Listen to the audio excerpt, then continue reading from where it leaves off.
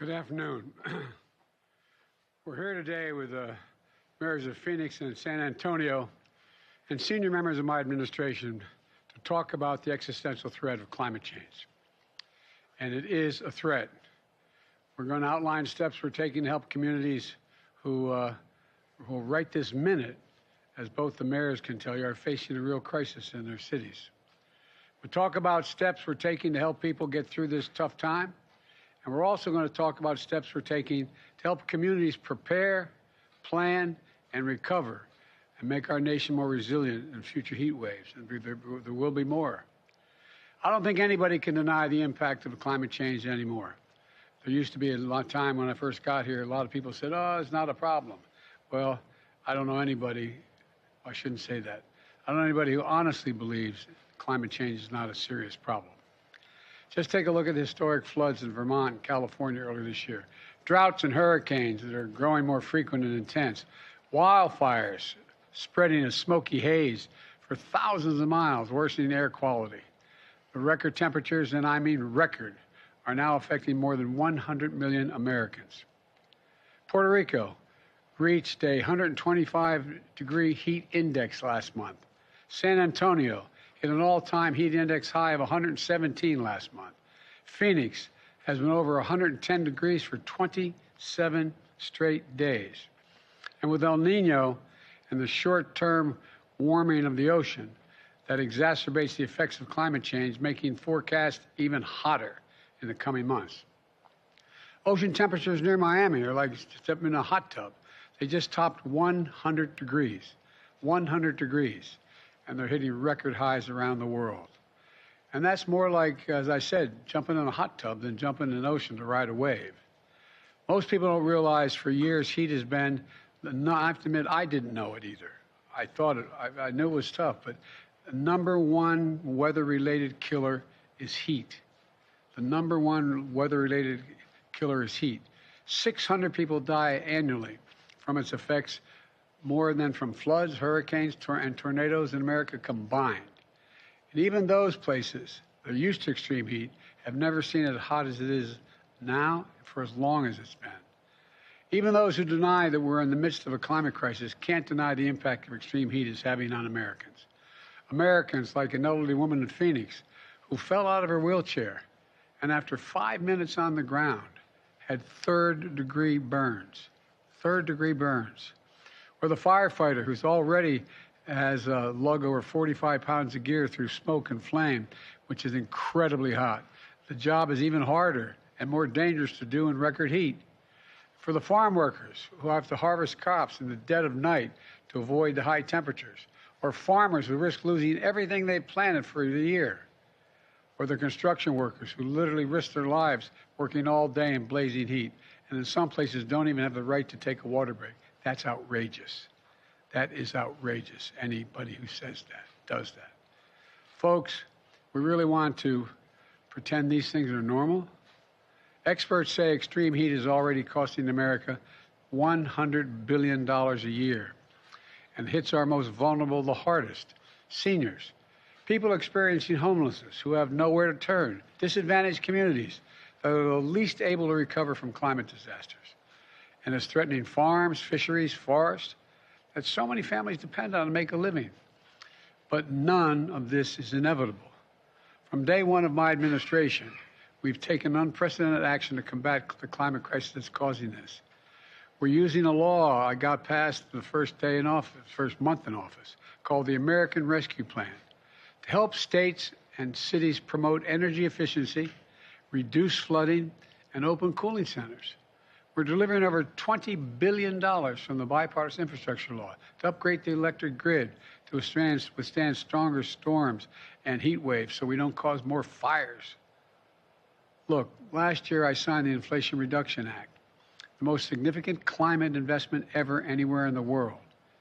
Meanwhile, FEMA has been on the ground responding to those unprecedented weather emergencies in real time. And I've traveled an awful lot in that helicopter with you all across the country. And to see the devastation that occurs, the kind of wildfires and drought and the like. We've launched a place you can go, heat.gov. Go online, heat.gov, to share life-saving information that you may need to know about. Last year, my Department of Labor created the first ever national program to protect workers from heat stress. Since then, we've conducted 2,600 heat-related inspections at workplaces nationwide to protect the health and safety of the workers on the job, so they're being taken care of. Today, I'm announcing additional steps to help states and cities deal with the consequences of extreme heat. First, I've asked Acting Labor Secretary Julie Su to issue a heat hazard alert. It clarifies that workers have federal heat-related protections. We should be protecting workers from hazardous conditions, and we will. And those states where they do not, I'm going to be calling them out, where they refuse to protect these workers in this awful heat. Second, the Acting Secretary of Labor will work with her team to intensify enforcement, increasing inspections in high-risk industries like construction and agriculture. This work builds on the national standard the Labor Department is already developing for workforce and workplace heat safety rules. Meanwhile, the U.S. Forest Service will award more than $1 billion in grants to help cities and towns plant trees that in the long term will help repel the heat and expand access to green spaces so families have a place to go to cool off and to bring down the temperature in cities. The Department of Housing and Urban Development is providing billions to communities to make buildings more efficient and to make them more heat resistant, open cooling centers for residential areas and in the cities that the communities can go to be safe.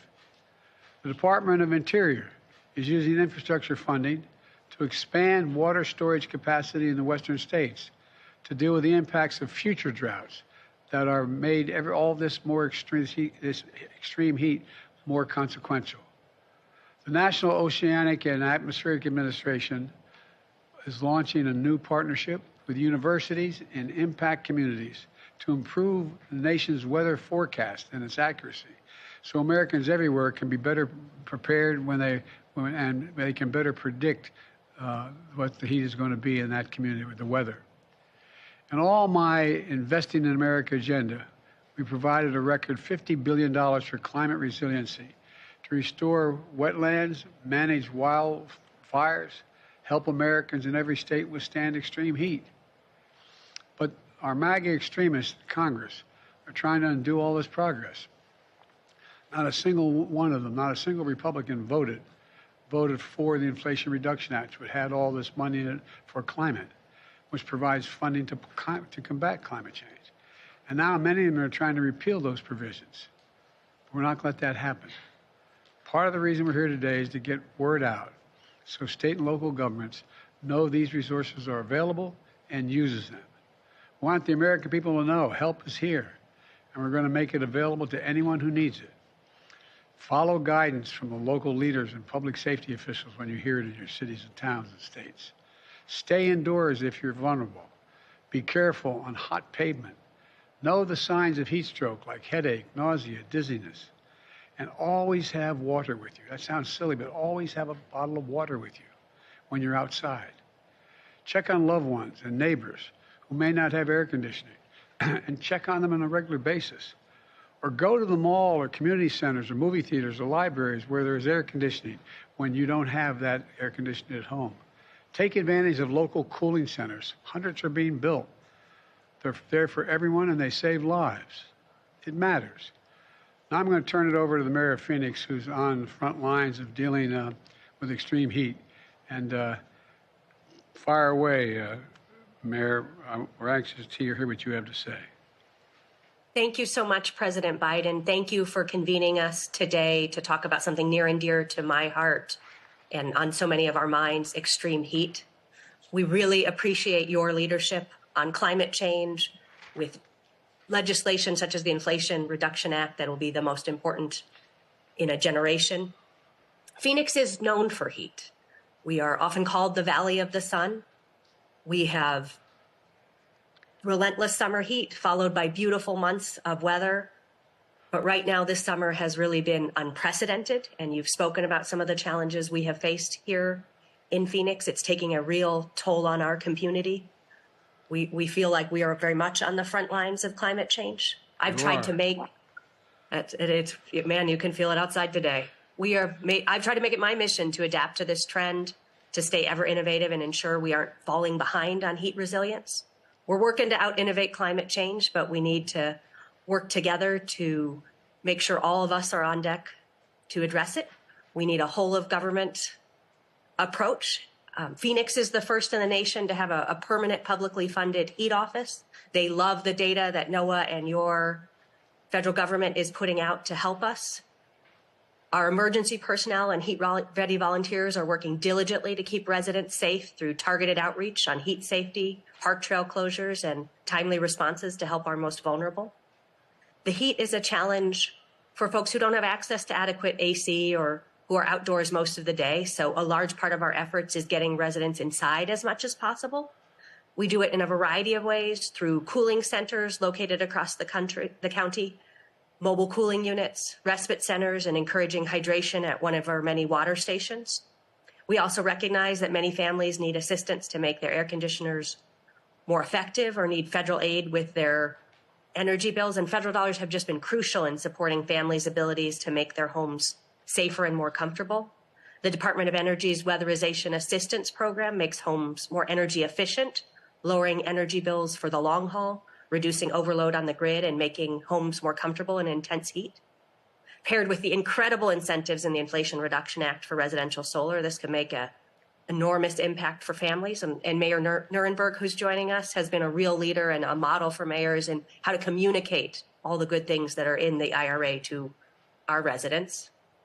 The HHS Low-Income Household Energy Assistance Program, LIHEAP, has been crucial for low-income families to help with energy bills. Even when the heat is over, many of our families may see their largest ever energy bill in their mailboxes. And we're among the many warm weather communities asking for balanced consideration of how these formulas are structured. Expanding these solutions would have immediate impact for families. We are also using ARPA dollars to address heat, and we are looking forward to applying for the funding for trees, which could really go a long way in making our communities more comfortable, that you have secured in the Inflation Reduction Act. We deal with this heat on an annual basis, so we've been focused on preparedness from day one and really trying to prepare for what is, for us, a long-term emergency. You mentioned that how many lives are lost to heat, and that's a real focus for us. We would love it if Congress would give you the ability to declare heat a disaster. We think that could really save additional aid, and that would even more multiply the impact of the FEMA hazard mitigation assistance and the building resilient infrastructure, the BRIC programs, which are a good start to building long-term solutions such as energy redundancy for cooling centers. So we feel like there are a lot of great tools, and I appreciate you helping communities across the country just make sure they're aware of the great ways the federal government is partnering. We're looking forward to working with you to become even more effective. Thank you. Okay, thank you very much. Look, you've established the Office of Heat Response and Mitigation. And sometimes I think those of us in government who do this all the time, we think everybody knows what all these titles and all these acronyms mean. But can you share some examples of the work and the outreach that you're doing in the community to try to let people know what's available and how you can help? I mean, what kinds of things? Because I find that's a difficult thing to do sometimes. Absolutely. We're getting better every year, and we learn every year.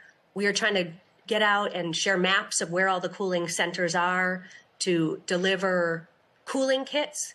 You mentioned checking on loved ones. We have a formal program called Cool Collars at the City of Phoenix, where you can register your family members, or if you know you might need a check during the heat of the summer. And we would love for more people to sign up to be checked on. The volunteers have been amazing. We've had thousands of engagement, and just having that permanent office has given us a place for people to go, both with ideas and when they want to volunteer.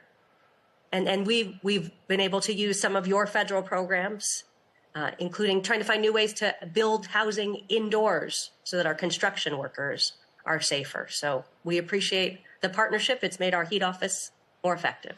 Well, it's not going to alleviate the heat problem right now. But we also have a number of programs to do everything from allow people to have the ability to get help to literally paint their roofs white, to change their windows and doors and get tax credits for doing it, so air conditioning doesn't escape. To be able, there's a whole bunch of programs that are out there that, as we get through the heat wave, as we get by this worst part, that we're able to invest in the communities to keep it from happening as badly next time it occurs. And so I'm looking forward to working with you, and I thank you for your leadership. Mr. Mayor, how you doing, man? Doing great, Mr. President. I hope the air conditioning is working. So far, so good, Mr. President. It's great to be here with you and your team and with Mayor Gallego. And I first want to start by thanking you, Mr. President, for the invitation today, and want to extend my sincerest gratitude for your administration for the wealth of the support that the San Antonio community has garnered through extensive and substantive investments in our housing stock, affordable housing stock, our workforce training efforts, as well as sustainable physical infrastructure. But today, we're here to talk about what has become a dangerous heat wave across large swaths of the southern part of our country, including here in Texas. To that end, San Antonio is certainly thankful for a president who's willing to tackle this urgent crisis in an equitable manner. The bipartisan infrastructure law and the Inflation Reduction Act's commitment to the Justice 40 climate initiative is also reflected on our local San Antonio Climate Ready plan, as 75% of San Antonio's population are communities of color, disproportionately impacted by decades of local inaction. But times are changing, thankfully. Sustainability and green energy are no longer four-letter words in the state of Texas. At least among most Texans. Well, I'm happy to say that here in San Antonio, we've taken leadership. And you have. In 2028, we will end the use of coal in San Antonio, which is nearly 40 years ahead of schedule. And in large part because of you, Mr. President, San Antonio will launch its first ever advanced rapid transit line, bona fide mass transit for the city of San Antonio, a service that will only include low or no emission vehicles. And so as San Antonio works towards greener development in transit, we're also doing our policy work. We changed our development code last year to require 240-volt level 2 chargers in all new single-family homes. We're also providing incentives for those chargers in multifamily residences. And also having the nation's largest municipally owned utility, San Antonio has now become the 5th largest solar producer in the United States. And congratulations on that, by the way. Congratulations. Thank you very much. We're going to reach for number 1 in the country. We're number 1 in Texas, but we're not going to stop. However, these initiatives are not just happening in San Antonio. I'm pleased to report mayors are united in Texas as well. Communities across Texas have committed themselves to being greener, more equitable, and literally cooler, as nearly every major Texas city now has a long-term climate or emissions reduction strategy. So working with our partners at the White House, with you and your team, I'm confident that the state best known for oil and gas production can help lead the way to a greener tomorrow. So thank you again to your entire team, Mr. President, for your efforts to help us realize a better tomorrow for us, for our children, and for our grandchildren. Well, Ron, thank you. And I'm not being solicitous when I say this. You know, most people don't realize that Texas is one of the states that has the most significant, its energy is most significantly supplied by wind and solar in Texas. And I know there's some in your state want to turn that around, but it's working and it's moving in a big way, and it's cheaper.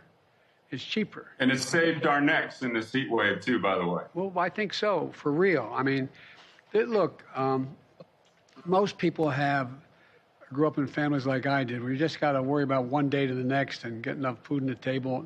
I mean, not poor, but, you know, just taking care of the business, making sure your kids are okay. But the change that's taking place in Texas as it relates to dealing with the generation of energy is really magnificent. I mean, it's really incredible, and I'm sure that anyway, I shouldn't get into all that, but the fact is, you know, while your long-term plans take shape, what are you doing in the near term to protect your residents from the heat wave?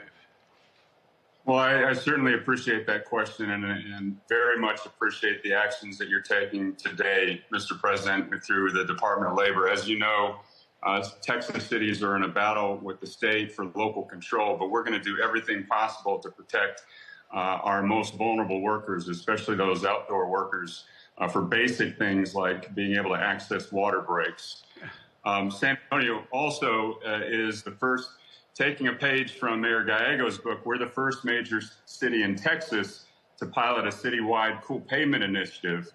I'm also pleased to report that next week, City Council will vote to allocate an additional $4 million for tree planting, for mitigating our urban heat island effect, and for the most immediate needs right now during this heat island, or during this heat wave.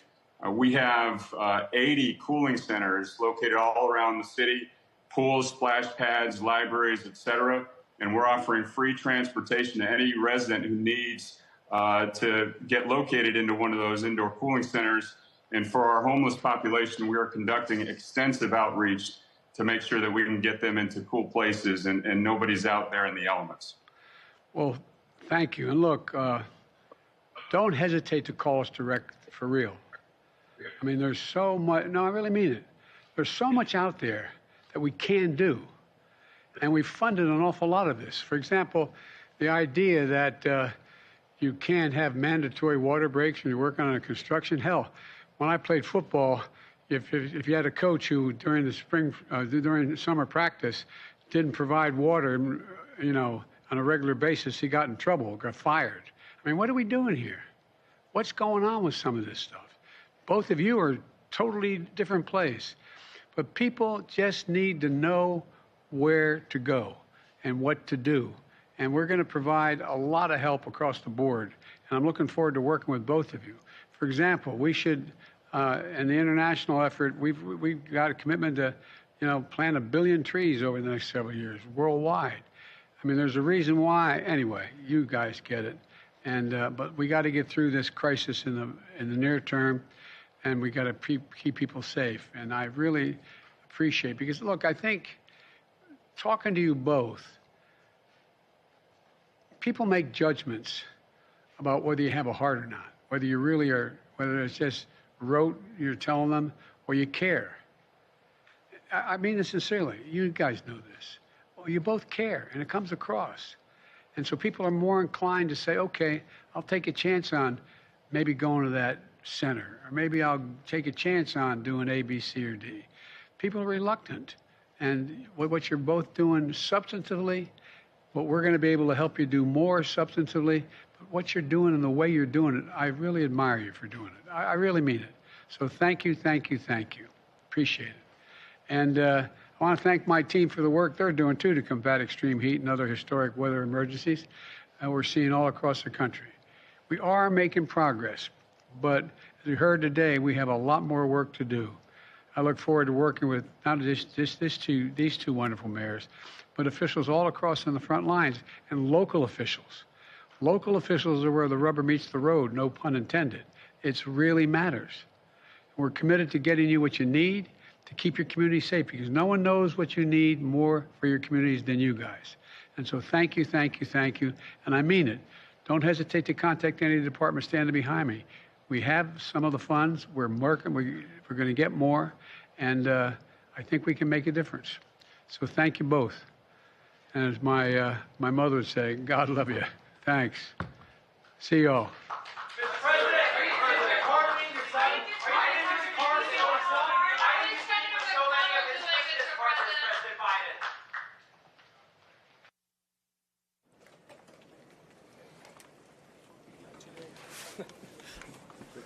Yeah, that was amazing.